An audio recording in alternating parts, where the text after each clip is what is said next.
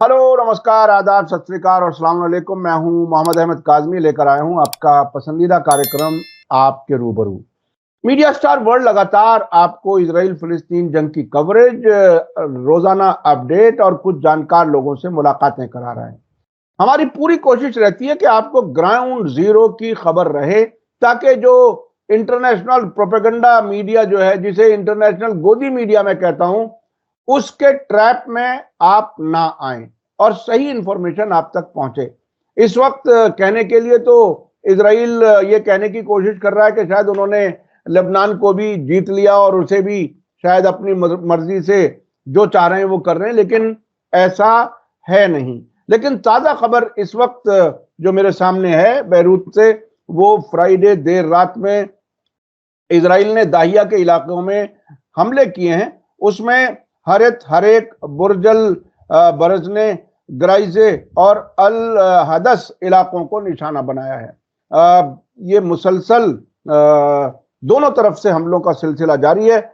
इस बीच में मेरे साथ खास मेहमान हैं बैरूत में जुनैद अहमद खान साहब, जो भारत से हैं, उत्तर प्रदेश हमीरपुर से।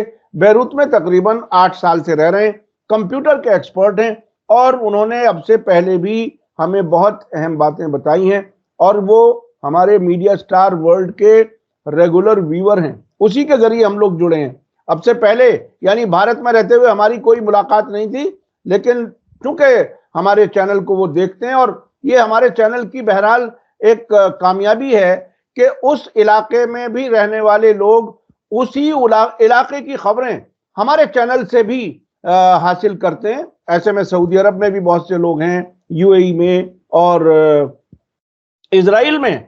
फिलिस्तीनी गाजा से तो कोई कनेक्शन नहीं हो पाया क्योंकि वहां इंटरनेट का इशू है। तो बहरहाल मैं चलता हूं सीधे बैरूत, जहां जुनैद अहमद खान साहब हैं, वो हमें ताजा हालात बताएंगे। जुनैद साहब, वेलकम है आपका। मीडिया स्टार वर्ल्ड को आप वक्त दे देते हैं और आप हमारे बहुत ही अहम व्यूअर भी हैं, क्योंकि हमारा ताल्लुक आपसे यूट्यूब चैनल के जरिए ही हम कनेक्ट हुए हैं और आपने हमें ईमेल करके बताया और तब हम आपसे मिले। अब ताजा क्या सूरत हाल है? रात में हमलों की खबर है, जो मैं अभी देख रहा था अलमनार टीवी की वेबसाइट पर। क्या कुछ खबरें आपके पास, क्या कुछ हो रहा है वहां पर? जी, बहुत शुक्रिया। 3-4 दिन से हमले कुछ ज्यादा हुए हैं। पहले 3-4 दिन पहले कुछ कम हो गए थे, लेकिन 3-4 दिन से यहाँ ज्यादा हमला हुए हैं। आज रात में ही बैरूत में ही सिर्फ तकरीबन 13 स्ट्राइक हुई हैं। जो दाहिया का कुछ इलाका है उसमें हुआ है। उजय एक एयरपोर्ट का दूसरी तरफ से बॉर्डर पड़ता है, यानी ज्वाइंट है, तो उजय में भी हुए हैं। और सूर है जो साउथ का इलाका है लेबनान का, तो वहां पे सूर में रात में स्ट्राइक हुई थी। उसमें काफी लोग हताहत हुए हैं, इसमें तकरीबन 30 लोग जख्मी भी हैं। और यहाँ पे अभी जो बीच में थोड़ा कम स्ट्राइक होना शुरू हुआ था, लेकिन अब फिर से 3-4 दिन से ज्यादा स्ट्राइक हो रही हैं। और दोनों तरफ से, यहाँ लेबनान से भी इसराइल की तरफ बहुत सारे लॉन्ग रेंज मिसाइल भी हिट किया जा रहा है, जो अभी तक इस्तेमाल नहीं किया गया था, जिसमें फातह है, 110 है। ऐसी मिसाइलों का इस्तेमाल करके तेल अबीब के इलाकों में भी कई, वो बेन गुरियन एयरपोर्ट है उसके आसपास भी हमला किया है। यहाँ से बैरूत से हाइफा के जो नेवी का जो बेस है उसमें भी हमला किया गया है। वहां पर भी काफी डिस्ट्रॉय हुआ है। अभी 3-4 दिन से थोड़ा ज्यादा अग्रेशन बढ़ गया, बीच में थोड़ा कम हो गया था। अच्छा, इन हमलों के बढ़ने और कम होने से वहां की आम जिंदगी पे कोई असर पड़ता है? क्या कुछ है? मतलब मैं बहुत ही, ये सवाल बहुत लोगों के जहन में होगा कि सब आसपास बमबारी हो रही है और आप सुकून से बैठ के बातें कर रहे हैं, भारत से अब हमसे कनेक्ट हुए हैं और भी आप अपने घर भी बात करते होंगे और एक उस इंतजार में आप वहां पर हैं कि हालात बेहतर हों तो नॉर्मल फिर से जिंदगी चले। क्या कुछ है वहां के लोकल लोगों का, की दिनचर्या कैसी है? आप खुद किस तरह से सब चीजें क्या कैसे मैनेज हो रही हैं? क्या हो रहा है? क्योंकि ये सवाल लोगों के जहन में बार बार आता है। हमले दोनों तरफ से जारी हैं और जिंदगी भी नॉर्मल चल रही है। कुछ इलाका है जो दिक्कत वाला है, जहां पे नहीं कोई जाता है, जहां ज्यादा स्ट्राइक होती है, दाहिया एयरपोर्ट का इलाका या फिर साउथ में है। बाकी आधा जो उत्तरी इलाका है इसका लेबनान का, तो वहां पे सब नॉर्मल है। वहां बैरूत का खास तौर से उत्तरी इलाका पूरा नॉर्मल है। स्कूल भी खुल रहे हैं, बच्चे सारे स्कूल भी जाते हैं, सब कुछ वहाँ पे नॉर्मल है, डेली जैसा। वहाँ पे ऐसा कुछ पता नहीं चलता कि ये लड़ाई चल रही है या नहीं भी चल रही है, नॉर्मल उस साइड पे रहता है पूरा। लेकिन जो साउथ का इलाका है, यहाँ पे बमबारी है, तो यहाँ पे थोड़ा कम मार्केट खुलती है और कम लोग चलते फिरते। हाँ, मैं अभी ताजा ताजा खबरें देख रहा था, उसमें ये बताया कि तायर शहर पर भी इजरायली हमलों में 6 लोग शहीद हुए हैं, 38 लोग जख्मी हुए हैं, जो कल रात जो हमले हुए हैं। और इजरायली जहाजों ने साउथ लेबनान और बेका के मुख्तलिफ शहरों और गांवों को भी निशाना बनाया है, जिसमें और भी ज्यादा हताहत हुए हैं, कैजुअल्टीज हैं। और लेबनान की जो हेल्थ मिनिस्ट्री है, उसने बताया कि इजरायली हमलों में अब तक 3117 लोग शहीद हुए हैं और 13,888 लोग जख्मी हुए हैं। ये अच्छी खासी तादाद बढ़ती जा रही है। आपके आसपास कहीं अस्पतालों में भीड़, कहीं, मुझे अंदाज है कि आप बेरूत शहर से जरा हट करके रह रहे हैं, लेकिन आपके पास और क्या कुछ खबरें आ रही हैं? जो वही जो मैंने अभी बताया ना, तायर जिसे कहते हैं, उसी को अरबी में सूर, उसी को कहते हैं सूर, अरबी में सूर कहते हैं, उसी को तायर कहते हैं। तो वहीं पर रात में हमला हुआ था। उसी में रात में जो उस टाइम पे जस्ट हमला हुआ था, उस टाइम 3 लोग जख्मी हुए थे। फिर सुबह तक यहाँ की जो मिनिस्ट्री है, उसने 6 लोगों की पुष्टि की है कि 6 लोग हताहत हुए हैं और करीबन 30 से 40 लोग घायल हुए। अच्छा, अभी अभी जो जिस तरीके से ईरान एक तरह से एक्सिस ऑफ रेजिस्टेंस को तालमेल के साथ एक तरह से चला रहा है, ये दुनिया जानती है। और इसमें हिजबुल्लाह, हमास, उधर इराक के हजदल शाबी, यमन के हुती अंसारुल्लाह, वो जिस तरह से बहुत ही कामयाबी से एक तरह से, चूंकि जाहिर है रेजिस्टेंस की कामयाबी अगर है तो उसमें ईरान की सियासत की कामयाबी है। वहां लेबनान में आम लोग ईरान को अब किस तरह से देख रहे हैं? क्योंकि बीच बीच में कभी कभी लेबनान ऐसी जगह है जहां हर नजरिए के लोग हैं, लेकिन क्या ईरान को क्रिटिसाइज करने वाले लोगों की तादाद कम हुई है? अभी भी लेबनान, वो ईरान के लिए वही है। कभी कुछ लोग सपोर्ट भी करते हैं कि ईरान यहाँ का सपोर्ट कर, कुछ लोग कहते हैं ईरान सिर्फ पॉलिटिक्स खेल रहा है, इस टाइप से भी चल रहा है। अभी भी यहाँ पे वही नजरिया है कि कुछ लोग समझते हैं पॉलिटिक्स खेल रहा है, खुद डायरेक्ट नहीं आ रहा जंग में और लेबनान को या गाजा को इसको आगे कर देता है। कुछ लोग कह रहे हैं पूरा सपोर्ट उसी ईरान ही सपोर्ट कर रहा है, तभी ये गाजा हो या लेबनान जंग लड़ रहा है। अगर ईरान सपोर्ट करता तो ये शायद इतना मजबूत नहीं होता।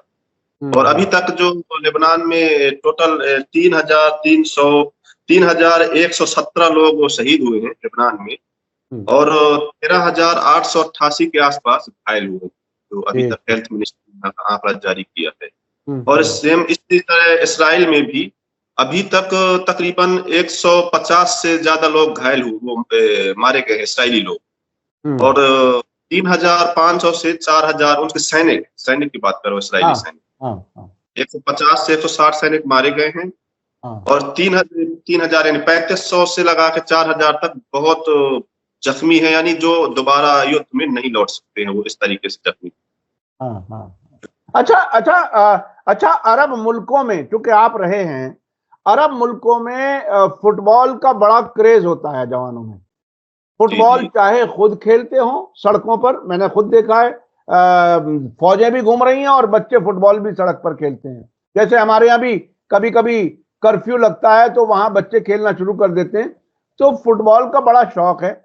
एम्स्टर्डम में जो कुछ हुआ नीदरलैंड में, जिसमें इजरायली और अरबों के बीच में टकराव हुआ और कई इजरायलियों की पिटाई हुई बहुत ज्यादा, फिलिस्तीनी झंडे को भी जलाया गया, उसकी खबरें क्या वहां आम हैं? लोग उन खबरों को फॉलो कर रहे हैं? क्या कुछ है वहां पर रिएक्शन?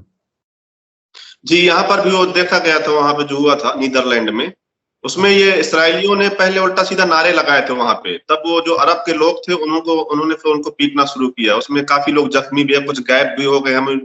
इसके बाद इसराइल ने तुरंत अपना एरोप्लेन भी भेजा था, इमरजेंसी एरोप्लेन को सेंड किया था वहां पे जो मेडिकल एड के लिए। तो वहां पे काफी लोग जख्मी हैं और कुछ मारे भी गए, 3-4 लोग तो मारे जाने की भी खबर थी। और यहाँ पे भी लोग देख रहे थे कि ये इसराइली लोग वहां पे भी उल्टा सीधा नारे लगाते हैं और वो कहे पूरा अरब हम ले लेंगे, इसी तरीके से झगड़ा वहां शुरू हुआ था। तो यहाँ तो वो जो ग्रेटर इजराइल की कहानी अक्सर नेतन्याहू मैप लेकर के खड़े होते हैं यूनाइटेड नेशन में भी और अपने लोगों के बीच में भी, यानी इतना तकरीबन 7 अक्टूबर से के बाद ये इत्तलात कई महीने पहले आई थी कि तकरीबन 30% जो इजराइल के कब्जे में इलाका था उसमें इजरायली अब नहीं रह सकते। नॉर्थ मकबूजा इलाका है गाजा के आसपास का, लेकिन अभी तक इनका वो भूत उतरा नहीं है ग्रेटर इजराइल का। तभी तो वो वहां नीदरलैंड में भी उस तरह के नारे लगा रहे हैं। क्या क्या कुछ मतलब किस तरह की चर्चा होती है आम लोगों में, क्योंकि आप आम लोगों के बीच में रह रहे हैं और एक फील मैं समझना चाहता हूं, देखना चाहता हूं कि वहां अब तमाम हमलों, जंगों और हवाई हमलों के बावजूद क्या बाहर की दुनिया की खबरें भी लोगों का इंटरेस्ट बना हुआ है? अभी भी क्या हालचाल है? खबरें हर जगह की आती हैं और लोग यहाँ पे इंटरेस्ट रखते हैं, खास तौर से जो इसराइल और लेबनान के उसमें चलता है तो इसमें ज्यादा इंटरेस्ट रहता है यहाँ के लोगों का भी। और इसराइल जो कहीं भी ग्रेटर इसराइल या कुछ भी बोलता है जो भी, लेकिन अभी अपने ही लोग जो उसने उत्तरी इसराइल से हटाए हुए थे, जो लेबनान का बॉर्डर पड़ता है यहाँ से, तो वो वापस नहीं आ पा रहे हैं। इसराइल के लोग इसराइल में नहीं रह लेबनान की तरफ रह पा रहे हैं। इसमें जो इसराइल का टारगेट था पहले कि मैं लेबनान के 5 किलोमीटर अंदर और 100 किलोमीटर लंबाई, यानी अंदर लंबाई पूरा करीब 500 स्क्वायर मीटर के आसपास उसका था। इसमें अपना मैं आर्मी जोन बनाएगा 500 स्क्वायर किलोमीटर, 500 स्क्वायर किलोमीटर, हाँ 500 स्क्वायर किलोमीटर। तो उसमें उसका ये था कि इसमें मैं अपना आर्मी जोन बनाऊंगा, जो मेरे उत्तरी लोग चले गए हैं तो उनको वापस यहाँ पे लाएंगे, जो अभी इस हिजबुल्लाह के हमले की वजह से वो नहीं आ पा रहे थे। तो अभी उन्हीं को लोग नहीं आ पा रहा। और जो इसने इंटर तो बहुत जगह से किया है, साउथ से भी किया है, कुछ उत्तरी इलाके हैं, कफर किला साइड है जो उससे भी एंट्री करने की कोशिश की है, लेकिन कहीं एंटर हुआ है। एक एंटर करना और कैप्चर करना दोनों में फर्क है। एंटर करके वापस जा चुके हैं क्योंकि यहाँ से हिजबुल्लाह हिट करता है उनको, और करीब अभी तक 44 टैंक उनके फोड़े जा चुके हैं जहां उन्होंने किया। लेकिन अभी तक कोई 44 टैंकों का खत्म करना एक बहुत बड़ी बात है। और ऐसी वीडियो हमारे पास, मैं अपने दर्शकों को बता दूं कि आज ही आपने एक वीडियो देखा, अल मयादीन टीवी की जर्नलिस्ट हैं ज़ैनब अल सफ़ार, उनकी एक वीडियो हमने अपने चैनल पर भी चलाई है। उन्होंने हमें इजाजत भी दी है, लेबनान से वो जर्नलिस्ट हैं, काफी सीनियर, वो 2012 में भारत आई थी, उनसे मेरी मुलाकात भी थी। तो वो तादाद उन्होंने जो बताई और ये जुनैद अहमद जो बता रहे हैं वो भी बिल्कुल वही तादाद है। और वहां के लोग अच्छी तरह से उन्हें जानकारी है कि हम कितना मजबूती से इजराइल का सामना कर रहे हैं। अच्छा, अब फिर मैं ये समझना चाहूंगा कि वो जो सरकारी, क्योंकि आपने एक बार शायद बताया था कि वहां पर सरकारी फौज नाम की कोई चीज नहीं है, फौज कोई मजबूत नहीं है। बीच में कुछ खबरें आई थी कि कुछ लेबनान के फौजी इजरायली एयर स्ट्राइक में मारे गए हैं, और उसके बाद एक तरह से इजराइल की तरफ से ऐसी खबर आई थी कि अनजाने में, गलती में ऐसा हुआ है, हम लेबनान के फौजियों को मारना नहीं चाहते। तो ये बहुत ही पिक्यूलियर सिचुएशन है कि सरकार और फौज एक तरफ, हिजबुल्लाह साउथ लेबनान पे पूरी मजबूती से कब्जा ना कह करके बल्कि वो मैनेज करता है उसको और सिक्योरिटी को भी देखता है। तो ये बहुत ही अजीब किस्म का मुल्क है जहां की फौज दुश्मन से मिली हुई है एक तरह से, और फौज के सरबराह दुश्मन से मिले हुए हैं, लेकिन हिजबुल्लाह अवाम एक अलग है और वो इजराइल का सामना कर रहे हैं। ये सब थोड़ा सा और अगर बता सकें डिटेल तो और बेहतर समझ में आएगा। यहाँ की जो गवर्नमेंट है अभी, वो अब पिछले वाले विषय मैंने बताया था कि वो जंग नहीं लड़ रही है, सिर्फ हिजबुल्लाह जंग लड़ रहा है। और जो लेबनान का साउथ इलाका है वहां पे तकरीबन 80% लोग शिया बहुल इलाका है, वहां सुन्नी बहुत कम है, 80% शिया है टोटल जो साउथ का इलाका है, और उसमें कुछ परसेंट ये है क्रिश्चियन है। तो वहां जो कुछ यहाँ पे लेबनान में क्या, कुछ क्रिश्चियन भी प्रो हिजबुल्लाह भी हैं और कुछ क्रिश्चियन प्रो इसराइली भी हैं। बहुत कम तादाद है जो प्रो इसराइली। लेकिन ज्यादातर जो क्रिश्चियन है वो प्रो हिजबुल्लाह है। बाकी जो लेबनान की आर्मी है वो 4-6 लोग शहीद हुए थे उस टाइम पे, कभी कार में हमला हुआ था इस्राइली स्ट्राइक से। इसके बाद फिर वो उन्होंने दूसरी जगह अपना वो बनाया था, चौकी वौकी जो भी बनाया था, लेकिन वो इसराइल की जो लेबनान की आर्मी है वो अभी युद्ध नहीं लड़ रही है ना, उसका कुछ है लेबनान गवर्नमेंट का युद्ध है उसमें। वो सिर्फ हॉस्पिटल है या कोई जख्मी होके आते हैं वहां से जो इस टाइप से हैं तो उनको मैनेज करती है हॉस्पिटल, या और जो खाने पीने का सामान है ये सब कुछ गवर्नमेंट देख रही। बाकी जो लड़ाई लड़ रहे हैं वहां पे वो टोटल हिजबुल्लाह के लोग लड़ रहे हैं। अच्छा, जंग की सिचुएशन में बड़ी दिलचस्प बात होती है। मैंने इत्तेफाक से 1986 में जब रूस की फौजें अफगानिस्तान में थीं तो मैं काबुल गया था खामोशी से। अपने आप को जर्नलिस्ट नहीं बताया था, लेकिन मैं चीजें समझना चाहता था। तो वहां सड़कों पर जो उस वक्त की जो सरकार थी, जो प्रो रूस थी, वो उसके फौजी या सिक्योरिटी के लोग सड़कों पर गाड़ियां चेक करते थे। और गाड़ियां चेक क्या करते थे, वो डैशबोर्ड देखते थे और जो गाड़ी का बूट जिसे कहते हैं या डिक्की जिसे कहते हैं उसे खोल करके चेक करते थे और वो कह देते थे बुरो बखैर, यानी चलो कोई बात नहीं। उन दिनों मुझे ये पता चला वहां अंदर से, क्योंकि पत्रकार हूं, चीजों को समझने की कोशिश करता हूं, कि ये लड़के जो हैं ये दिन में तो नौकरी करते हैं सरकार की और रात में यही मुजाहिदीन हो जाते हैं जो इनके खिलाफ लड़ते हैं। तो क्या मैं ये समझना चाह रहा हूं, क्या लेबनान की फौज में भी कुछ लोग ऐसे हैं या होंगे जो हिजबुल्लाह की मदद करते हों, हिजबुल्लाह के साथ लड़ते हों? क्योंकि पिछले दिनों मैंने कोई ये बात फील की थी कि जहां फौजी मारे गए थे वहां ये पता चला था कि वो कुछ हिजबुल्लाह के साथ मदद का कोई रोल अदा कर रहे थे। क्या ऐसा कुछ वहां भी है क्या?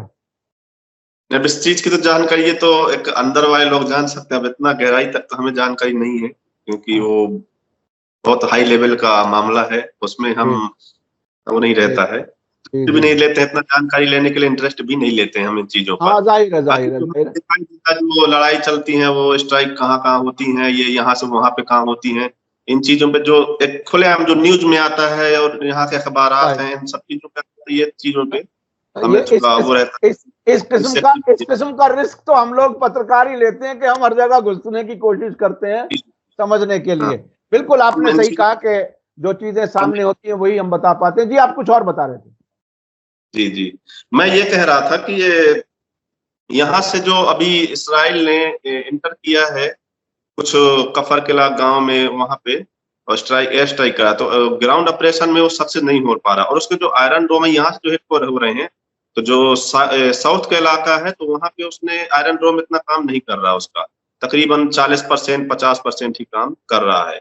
लेकिन तेल अबीब में जो उसके आयरन डोम लगे हुए हैं, आयरन डोम उसके करीब 50 से 60% वहां पे काम करे हैं। बाकी जो पहले 90% काम करते थे वो फेल हो चुके हैं, उसके आयरन डोम भी इतने काम नहीं कर पा रहे हैं। आयरन डोम फेल हो रहे हैं और अब अमेरिका ने थार्ड नाम के एयर डिफेंस सिस्टम को दिया है और अब तो अमेरिका ने कुछ नए किस्म के बम वर्षक, जिसे बम्बार्डमेंट के लिए खास जहाजों को इस्तेमाल किया जाता, वो भी भेजे हैं, इस डर में कि अगर ईरान का हमला हुआ तो उनको इस्तेमाल किया जाएगा।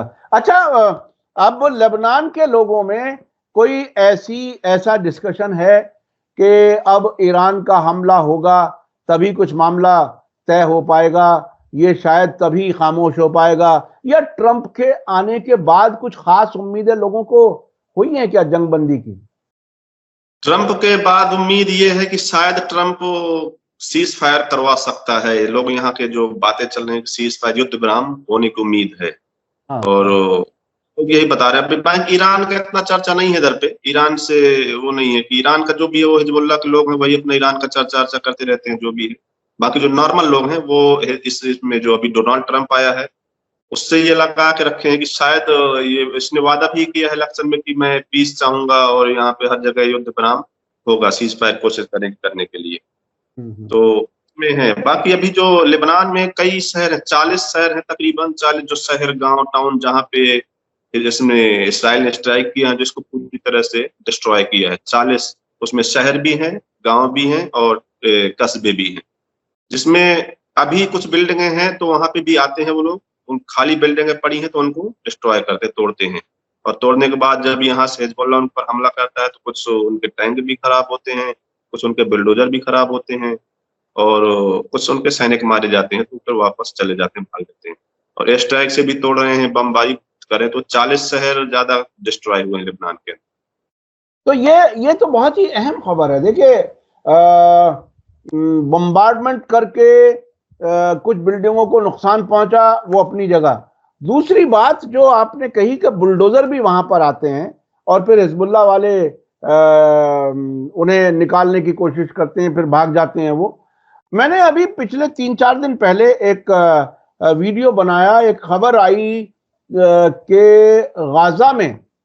गाजा में रफा वगैरह में कुछ जगहों पर जहां बहुत सी इमारतें पार्शली टूटी थी, उनको अब पूरी तरह से जमींदोज करने के लिए, फ्लैटन करने के लिए प्राइवेट कंपनी हायर की है, और वो गाजा में वो तमाम बिल्डिंगों को बिल्कुल फ्लैट करने के लिए काम शुरू कर दिया है।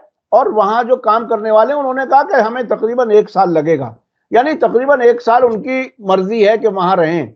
तो वो जो एथनिक क्लिंजिंग का एक कंसेप्ट है कि लोगों को बिल्कुल तहस नहस कर दो, यहां कोई वापस ही मुड़ करके ना आए, तो क्या बुलडोजर लेबनान के कुछ इलाकों में भी भेजने का मकसद ये हो सकता है कि जो इलाके तबाह कर रहे हैं तो यहां बिल्कुल रहने के काबिल बिल्कुल ना रहे और हम बुलडोजर भेज करके तबाह करें? ये तो बहुत ही अहम बात है। इसकी थोड़ी सी और तफसील बताइए, कहां कहां ऐसी खबर है?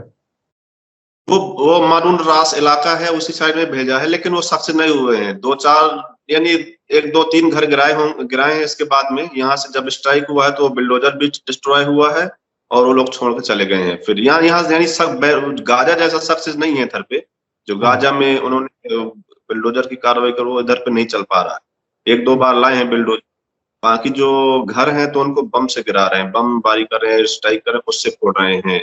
जो खाली घर पड़े उधर पे तो ज्यादातर लोग खाली कर चुके हैं, तो उसमें है। बाकी अभी सीज फायर का पता नहीं क्या है। यहाँ हिजबुल्लाह ने भी वही कहा है कि जो हमारा पहले कमिटमेंट था कि पहले गाजा में हो सीज फायर, फिर यहाँ पे होगा, तभी हम सीज फायर के लिए एग्री होंगे। सिर्फ लेबनान में सीज फायर होगा इसके लिए हम तैयार नहीं है। दोनों जगह एक सीज फायर होना चाहिए और बिना शर्तों, वो शर्तें नहीं मानेंगे जो इसराइल लगा रहा है। जो एक नॉर्मल सिचुएशन बने उस टाइप से सीज फायर होगा दोनों जगह एक साथ में, तभी सही। अभी पिछले 2-3 दिन पहले हिजबुल्लाह के जो नए लीडर हैं शेख नईम कासिम, उन्होंने तकरीबन 1 हफ्ते 10 दिन के अंदर अंदर दूसरी बार बड़ी तकरीर की थी।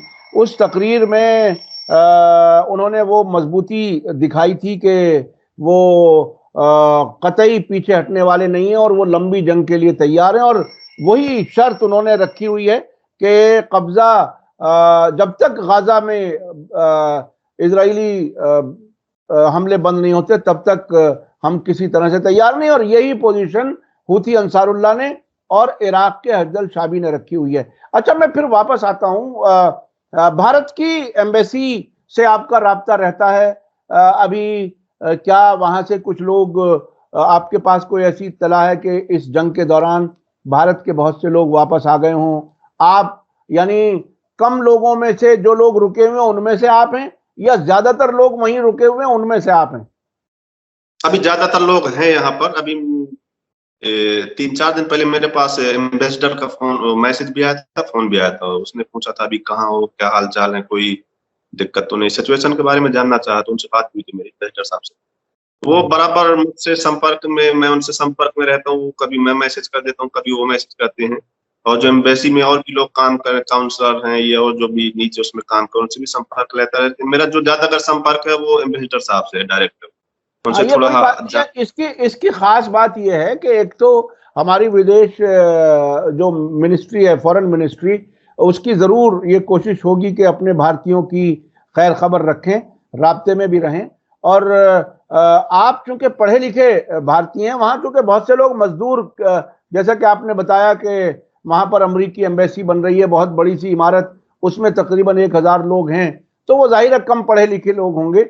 आप वहां पढ़े लिखे आदमी हैं और तकरीबन 8 साल से हैं, तो एम्बेसडर को भी, हमारी एम्बेसी को भी बहुत सी इंफॉर्मेशन आपसे चाहिए होती होगी भारतीयों के बारे में, तो आप उसमें मददगार हैं। ये बहुत ही अहम बात है। तो अभी अभी कोई डर की कोई बात नहीं है, इतनी बमबारी के बावजूद भी। फिर से आप बताइए कि क्या कुछ है। शुरू में डरे थे हम, शुरू में डरा था, अब डर खत्म, बिल्कुल जैसे एक नॉर्मल कहीं भी रहते हैं इंसान उसी तरीके से रहते हैं, डर खत्म हो गया। रात भर साउंड, यहाँ भी साउंड आते हैं, बमबारी होती है, बस वो भी चलता है, हम भी हैं, डर नहीं है, खत्म हो गया डर। जो भी होगा सब अल्लाह बेहतर करेगा, अल्लाह के ऊपर छोड़ दिया है। वही कहते हैं ना, हस्बुनल्लाह व निअमल वकील, हमारे लिए अल्लाह काफी, अल्लाह माशा, सब्र कर रहे हैं बस। देखिए देखिए देखिए, ये जो नारा आपने दिया, जो कुरान की आयत आपने दोहराई, वो गाजा में भी बच्चे बच्चे को ये सूरा याद है, ये आयत, और वो भी पूरी तरह से अल्लाह पे भरोसा करके रह रहे हैं। और हमारी दुआ है कि आप महफूज रहें, खैरियत से रहें, और अल्लाह ही काफ़ी है, ये बात बिल्कुल ज़रूर है, क्योंकि वही सहारा है और उसी की मर्जी से दुनिया चलती है। और जब तक वो चाहे हम जिंदा रहें, जब वक्त आ जाए तो चले भी जाएं तो कोई मसला नहीं है। ये मैं खुद, चूंकि मैंने जंग कवर की है और मुझे अंदाज है कि जंग के हालात में किस तरह से रहते हैं। और कोई खास बात अगर रह गई हो तो आप बताइए, हमारे पास वक्त तकरीबन खत्म होने के नजदीक है। ये है कि ये लड़ाई तो इसराइल पहले ही हार चुका है ना। ये जंग जो 7 अक्टूबर 2023 से उसी दिन जंग हार चुका है, लेकिन ये जंग कंटिन्यू अब अमेरिका लड़ रहा है। अब कब तक अमेरिका लड़ रहा है? जो बाइडन ने तो लड़ी जंग, ट्रंप क्या कर रहा है, अब इसके ऊपर सबकी नजर है। ट्रंप शायद, अभी एक खबर आई है कतर से है कि कतर ने कहा है कि जो हमास के लीडर हैं वो खाली करें, यहाँ से दूसरी जगह अपना रहने का इंतजाम करें कतर से। तो हो सकता है उनको भी प्रेशर हो, सीज फायर गए तो सीज फायर करिए तब रहिए, या यहाँ से खाली करके अपना दूसरी जगह जाइए। एक न्यूज आई थी यहाँ पे, अब किस वजह से कतर ने ये फैसला किया है ये अभी जानकारी नहीं है। नहीं, ये तो मैं बता देता हूं अपने दर्शकों को। आपने इसका जिक्र किया, जब जंग शुरू हुई 7 अक्टूबर को, उसके बाद अमेरिका के फॉरेन मिनिस्टर एंटनी ब्लिंकन ने इस इलाके के दौरे किए, जो तकरीबन 12-14 दौरे कर चुके हैं अब तक इस 12-13 महीने में। तो वहां के जो प्राइम मिनिस्टर हैं कतर के, जो फॉरेन मिनिस्टर भी हैं, उनको कोट करते हुए बाकायदा अमेरिकी मीडिया से ये खबर आई कि उन्होंने खुद पूछा, क्या ये वक्त आ गया है कि आप हमसे कहें कि हम हमास के लोगों को यहां से निकाल दें? यानी वो तो बिल्कुल हाथ जोड़े हुए ऐसे बैठे हैं कि अमेरिका जो हुक्म देगा हम वही करेंगे। कतर का आम तौर पर एक इमेज ये है कि वो अच्छा मीडिएटर है, लेकिन मेरा अब भी समझना यह है कि वो अमेरिका और इजराइल के इशारों पर ही जो कुछ करता है वो करता है। लेकिन एक बीच के आदमी को एक इमेज बना करके रखनी पड़ती है, और वेस्टर्न मीडिया जिसका जैसी इमेज बनाना चाहता है वो वैसी बना देता है, जिसको चाहे टेररिस्ट कह दे, जिसको चाहे अच्छा आदमी कह दे। तो ये मुझे यकीन है, आप चूंकि आम आदमी हैं और पत्रकार नहीं है तो जाहिर है आप जिस तरह से समझ रहे हैं, लेकिन मैं अपने तौर पर ये यकीन से कह सकता हूं कि अमेरिका के दबाव में ही कतर ने हमास के लोगों को कहा होगा कि भाई आप यहां से जाओ, आप तो हमारे लिए मुसीबत बने हुए हो। चूंकि आप हमारी बात नहीं मान रहे, यानी अमेरिका और इजराइल की बात नहीं मान रहे, तो आप यहां से जाओ। ये बात जरूर अमेरिका के जरिए ही कहलाई गई होगी। बहुत बहुत शुक्रिया भाई, आपसे बात करते हैं तो बहुत सी चीजें हमें मालूम होती हैं, और ग्राउंड जीरो से आप बिल्कुल इतने नजदीक हैं जहां पे बमबारी हो रही है, उसके बावजूद आप वहां पर हैं और आप हमें टाइम दे देते हैं, उसके लिए बहुत बहुत शुक्रिया। इसी के साथ मुझे दीजिए इजाजत। धन्यवाद, शुक्रिया। जय भारत, जय हिंद। मीडिया स्टार वर्ल्ड के और वीडियो देखने के लिए हमारे चैनल को सब्सक्राइब करें और सीधे नोटिफिकेशन पाने के लिए बेल आइकन दबाएं। और अगर हमारी खबर सच्ची और अच्छी लगे तो अपने व्हाट्सएप, इंस्टाग्राम, फेसबुक और ट्विटर अकाउंट पर जरूर शेयर करें।